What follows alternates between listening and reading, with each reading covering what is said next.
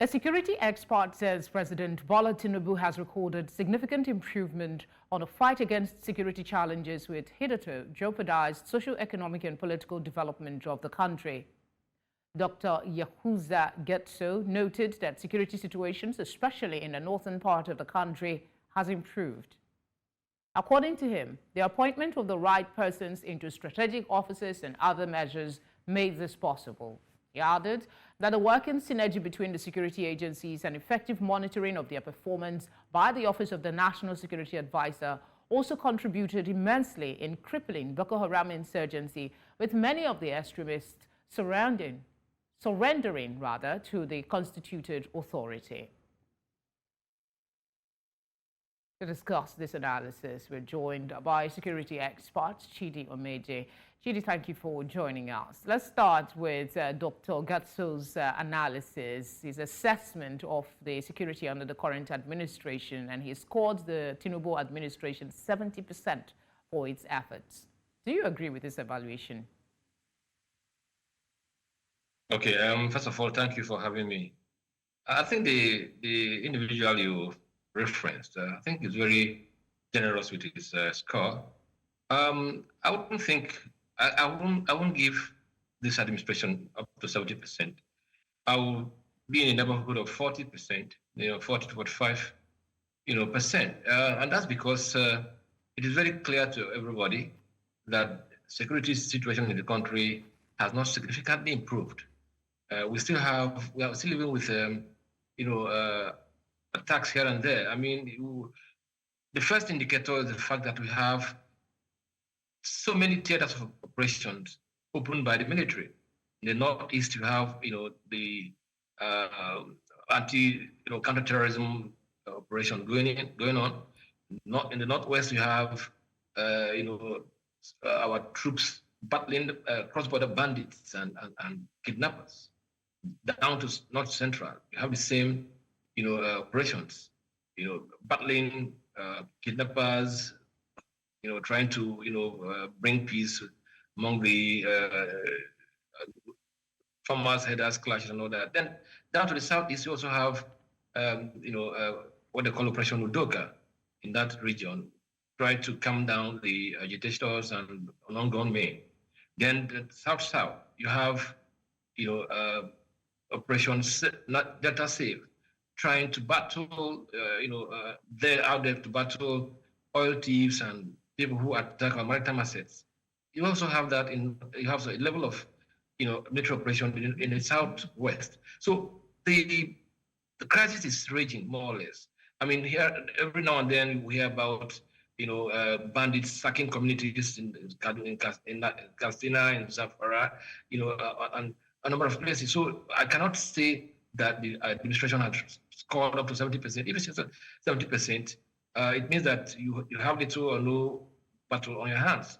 But as we speak today, a lot of communities are still under siege of these bandits, and kidnappers have not down their tools.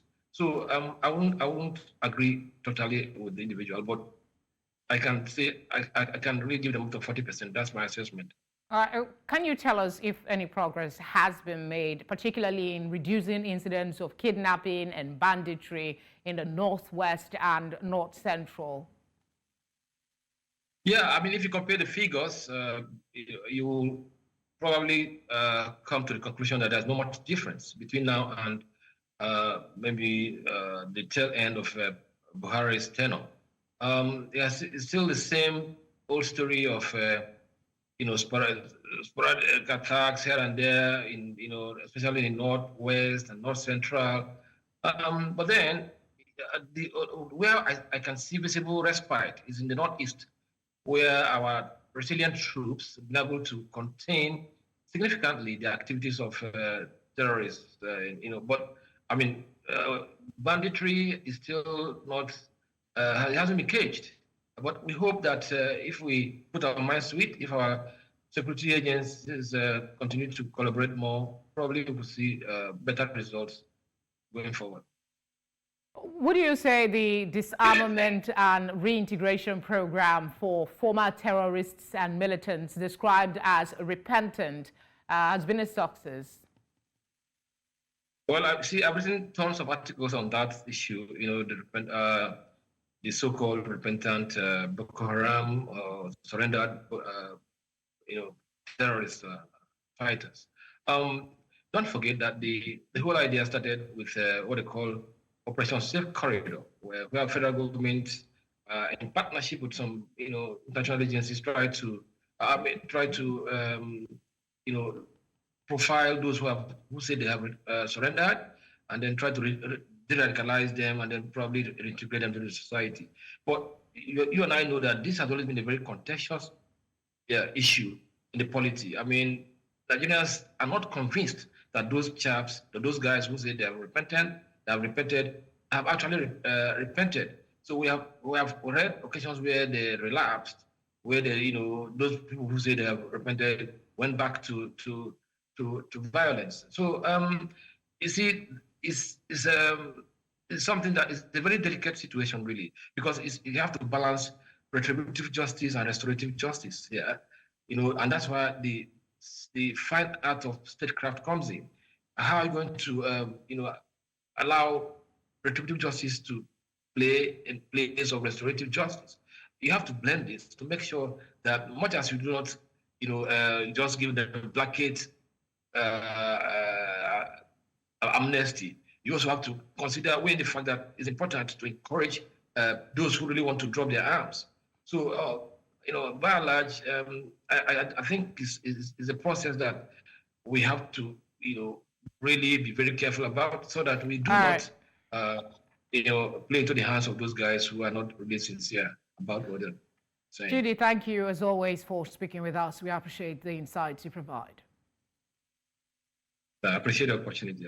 Thanks.